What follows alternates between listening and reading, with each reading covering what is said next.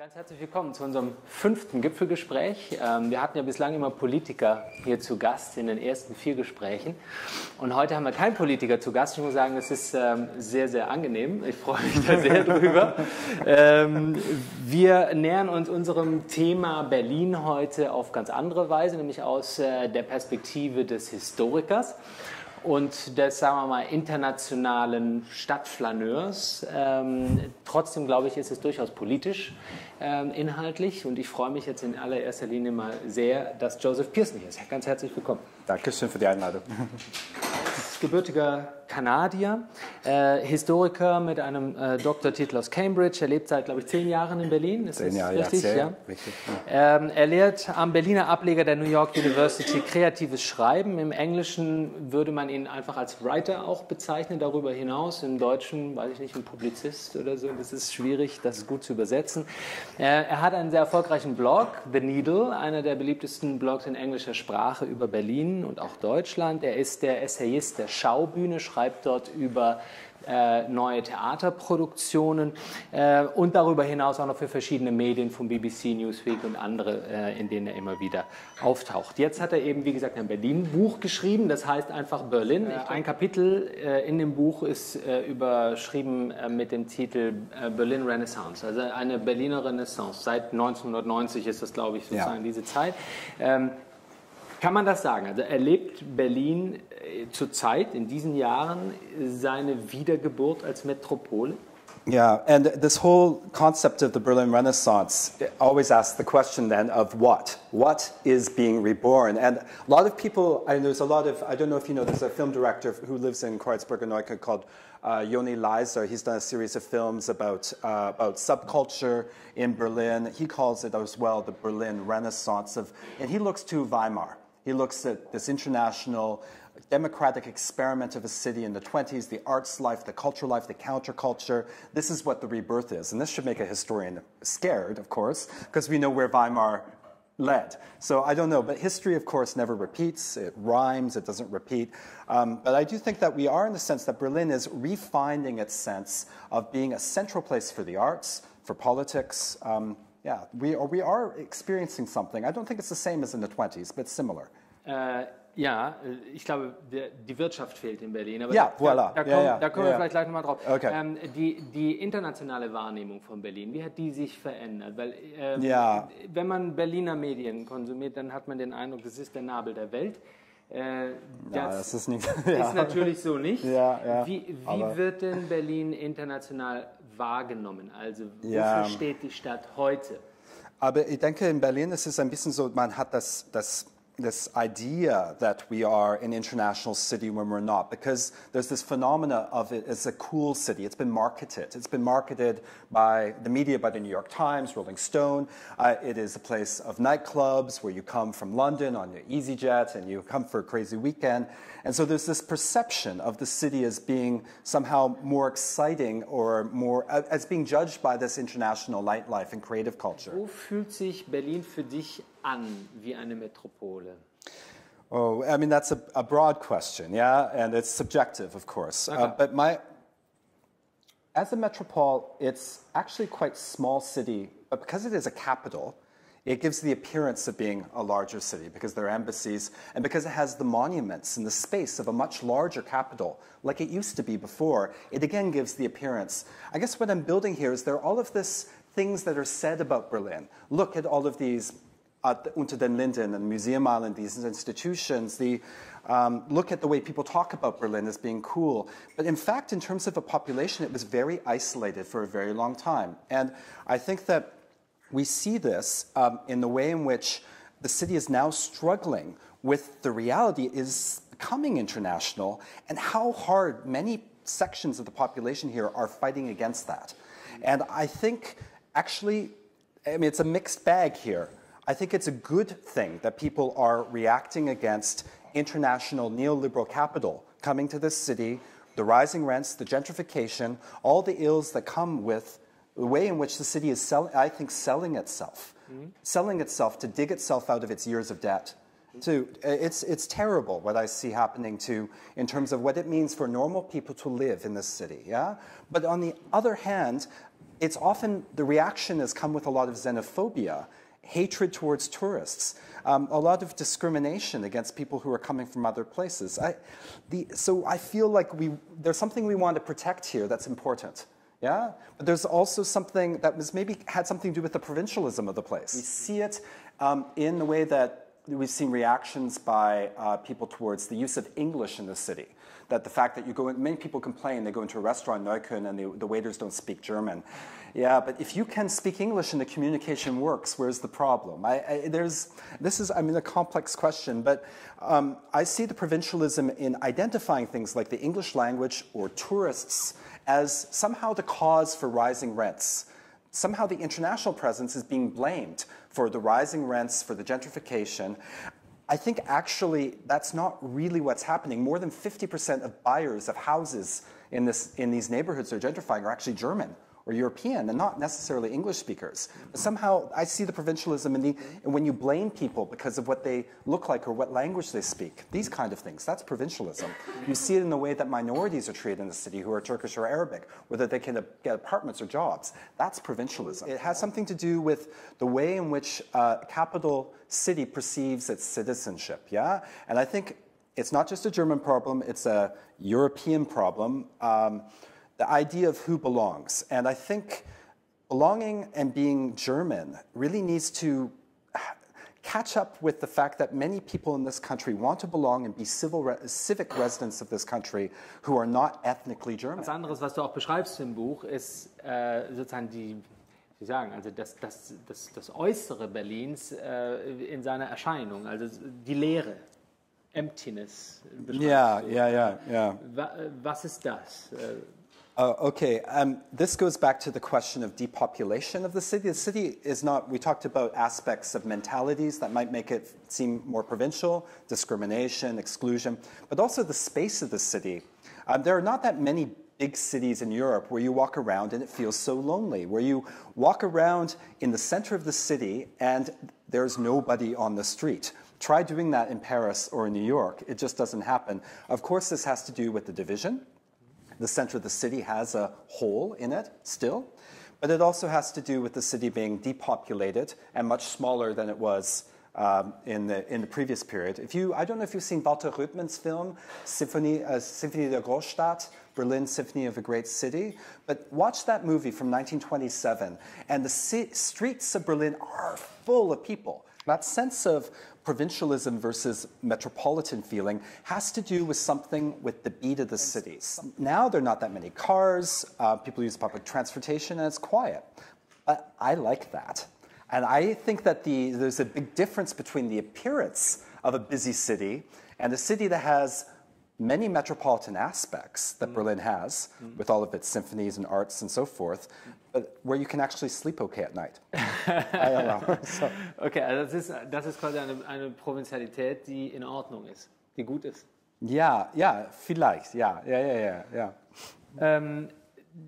Du hast ja auf deinem Blog, The Needle, auch einen Moving Guide to Berlin, also für Leute, die nach Berlin ziehen wollen. Und den aktualisierst du auch einmal im Jahr mit ganz vielen Tipps und Hinweisen und was man braucht und wie viel Geld man braucht zum Überleben und wo man am besten wohnt und wo man nicht wohnt. Ja. Warum zieht eine Stadt, also das scheint ein Bedarf zu sein, warum zieht eine Stadt, die doch sehr viel, sagen wir mal, Provinzielles in sich trägt, warum zieht eine solche Stadt nach wie vor so viele junge Leute aus der ganzen Welt an? Weil das sind Leute, die sind schon urban, die wollen nicht aufs Land ziehen. I think more and more people are moving here because they want to live in a capital on the continent. Maybe they don't speak French, or they think that Paris is too expensive. And now with Brexit, more and more people are thinking, what is the alternative to a city like London? Where else can we live? Where you can be an international person, live in a decent apartment, have an interesting nightlife, be around international people. I think that the options, and live in a country that is doing well comparatively. I mean, a lot of people moved to Barcelona a while ago, and then now they feel that they don't want to be in Barcelona because of the Catalonia issue. A lot of people think about Italy, but think, oh, I can't live in Italy, it's too disorganized, or what have you. But a lot of people think Berlin is a great place to be for cost, and also because of this, it feels international, it's been marketed as such. Yeah.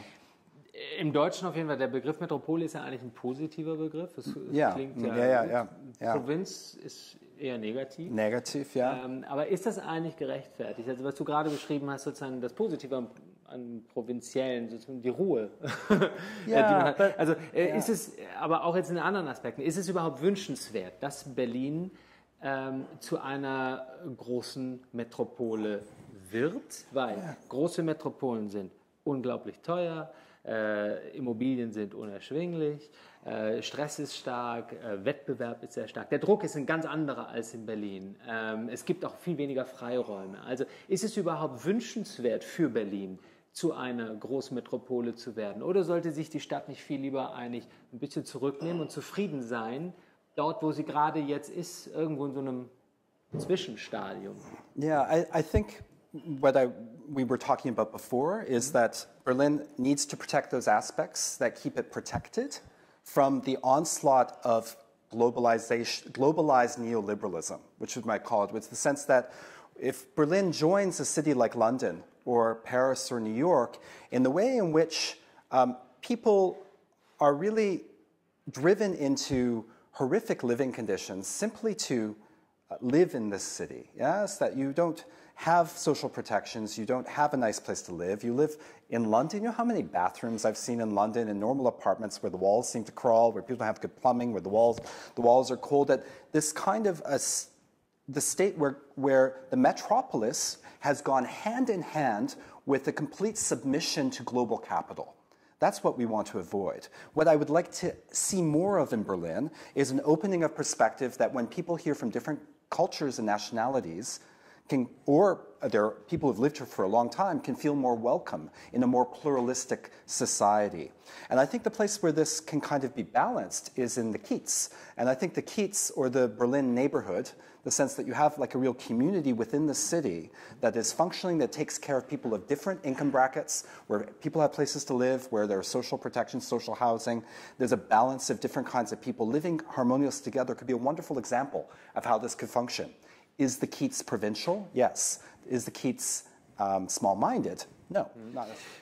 Aber da sind wir eigentlich genau bei diesem Spannungsverhältnis. Also, dass der Immobilienmarkt sich so entwickelt, ist ja auch ein Ergebnis dieser Entwicklung Berlins, die Berlin ja nimmt, die grundsätzlich eher positiv ist, weil die Stadt wieder wächst, weil die Stadt nicht mehr so deprimiert ist wie noch vor 10, 15, 20 Jahren. Und das ist sozusagen eine Begleiterscheinung. Wenn die Stadt Metropole sein will, führt es natürlich auch zu wirtschaftlichen, oder dann müsste sie auch zu einer wirtschaftlichen Metropole werden. Eine wirtschaftliche Metropole ist, wenn wir an andere großen Städte schauen, das sind Städte mit Luxus, das sind Städte mit Top-Infrastruktur, das sind Städte mit hohen Preisen, das sind Städte mit großen Unternehmen, die sich dort ansiedeln, die auch die gesamte Atmosphäre und Kultur einer Stadt verändern.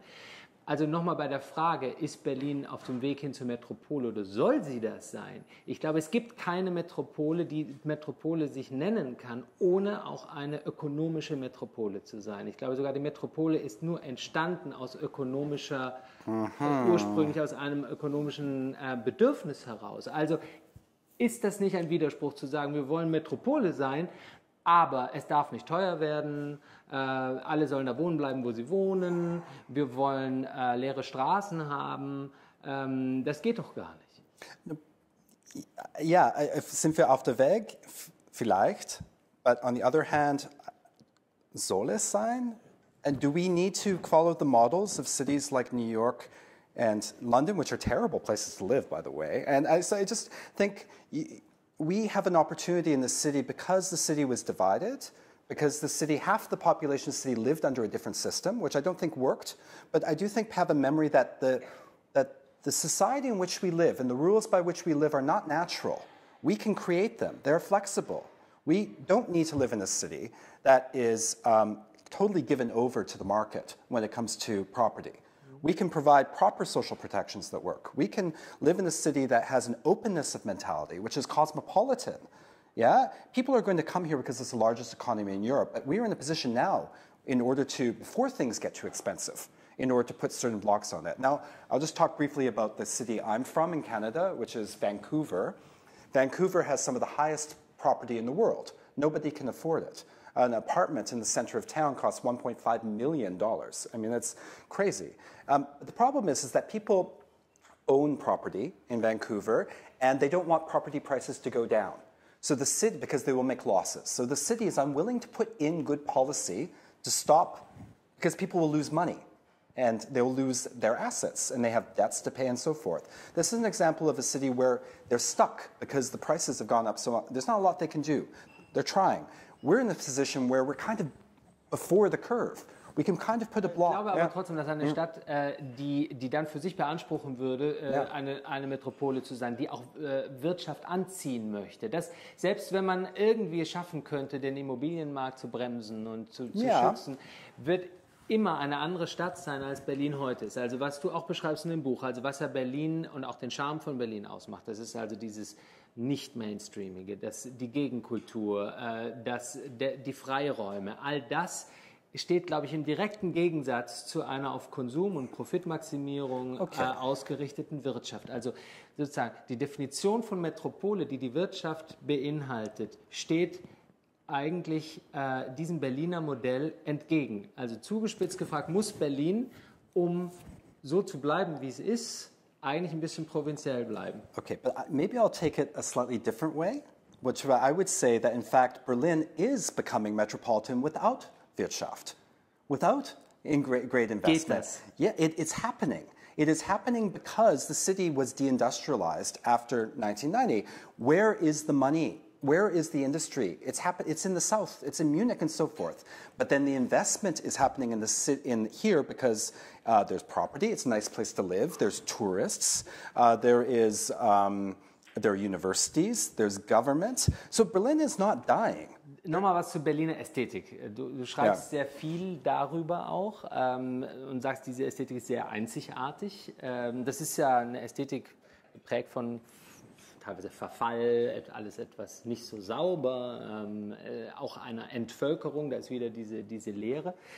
Diese Ästhetik ist ja mittlerweile selber schon fast Folklore geworden in Berlin. Auch das beschreibst du, also wie das wieder künstlich erzeugt wird, um sozusagen so ein Berlin-Cool-Gefühl zu schaffen.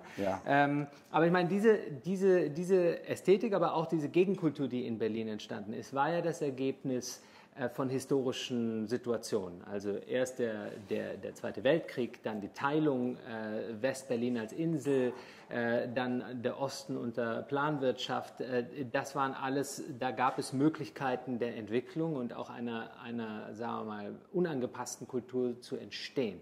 Wenn jetzt natürlich der politische Rahmen sich so stark verändert hat, wie er sich jetzt verändert hat, sind da viel friedlichere Zeiten. Kann dann das, was damals entstanden ist, überhaupt weiterleben? Also Berlin versucht ja auch ästhetisch was zu bewahren. Also so wir sind nicht so sauber wie München oder wir sind nicht, also, aber das ist ja aus einer historischen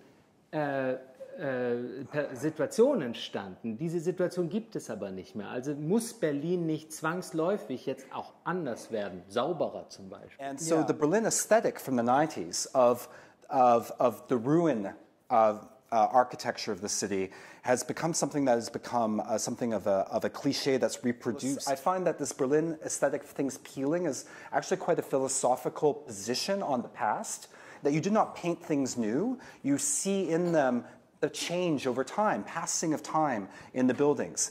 That's great, but if you're just making things look like they're old in order to be cool, like, you know, a lot of cafes in Neukölln, which I like a lot of them, but it's, you know, we're going to put in old furniture that costs as much as new furniture so that it feels like a place that was always there. Ja, ein Aspekt, den ich noch sehr interessant fand im Buch, ist die Zentralität von Metropolen. Also Metropolen sind an sich ja Zentren für ein Land oder für größere Räume. Sie sind aber auch in sich selber, haben sie in der Regel ein Zentrum. Was du schreibst über Berlin, Berlin hat kein dominantes Zentrum und das ist ein Aspekt, den du sehr magst. Warum? Yes. There is a sense that the center is variable. And I like that. I like that philosophically because I'm not one that's very much into absolutes, moral absolutes, any kind of absolutes. So I think it's the sense that you have no real center, the way you do in Paris, where there's this pyramid in the center of the city, where is the center of not just the capital, but the whole country, and also a dominating symbol of how people should, a sense of a point of reference. You can say, yeah, that's the center of how one should speak, how one should dress, how it should act, where culture has a centrality. Berlin is split up, but I also think that the post-war contract for West Germany was also a good example of this atomization of the country. They're putting, Munich, Frankfurt, Hamburg, all these places, Berlin, were all kind of balanced against each other. And I like that too from the point of view of nationalism. In terms of the sense of a country that can balance different regions. Aber das ist tödlich für die Entstehung einer Metropole im Übrigen. No? Yes, but no, this is where we're coming back to the question of we're talking about what is a metropolis, yeah? Is a metropolis simply huge numbers of people, huge amounts of capital, or is it a metropolis? I suppose we have to go to more precise semantically between when we're talking about metropolis, we're talking about places cosmopolitan, yeah? Okay. And I think there are many cosmopolitan places which don't have a lot of have many of the advantages, but lose some of the disadvantages of a city like Shanghai or a city like New York or a city like London, which are huge, are busy, but often are unlivable because of cost. Yeah. Dann zum Schluss, bevor wir nochmal mit allen vielleicht auch ein bisschen reden, was ist dein Eindruck? Welchen Weg hat Berlin denn eingeschlagen? Also wenn wir mal in diesem Spannungsfeld zwischen Provinzialität und Metropole bleiben, also welchen Weg geht Berlin? Geht es in die eine Richtung, in die andere Richtung oder ist ein dritter Weg möglich? One of the reasons why I think Berlin will remain, or in the international consciousness, an important, I think actually a metropolis eventually, is precisely because it might not have the business or the investment from industry, but it is the capital of Europe's largest economy. And now that Brexit has happened, and Britain is, or it's not happened yet, but it probably will happen, and Britain, the power is concentrating in Germany. It is, between France and Germany, but really in Germany. And Berlin is the center of that decision-making. And so I think Berlin will nevertheless, have a very important role in the future.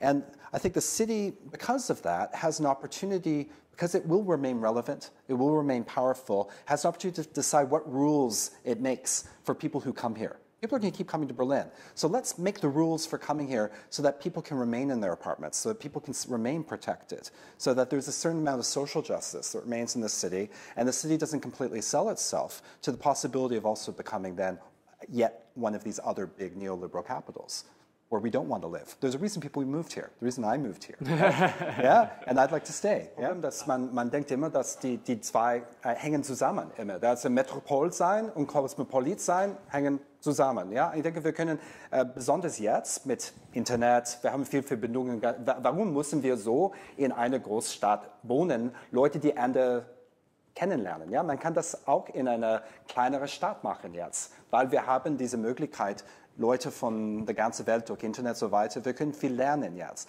Ob die Leute das lernen oder nicht, das ist eine ganz andere Frage.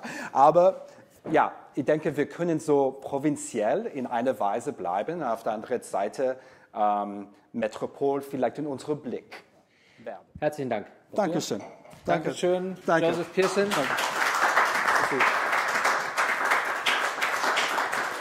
Und herzlichen Dank an alle, die hier heute waren in der Görlitzer Straße im Café Gipfel und alle, die das auch online sehen. Und dann hoffentlich bis zum nächsten Mal und noch einen schönen Abend. Danke. Dankeschön.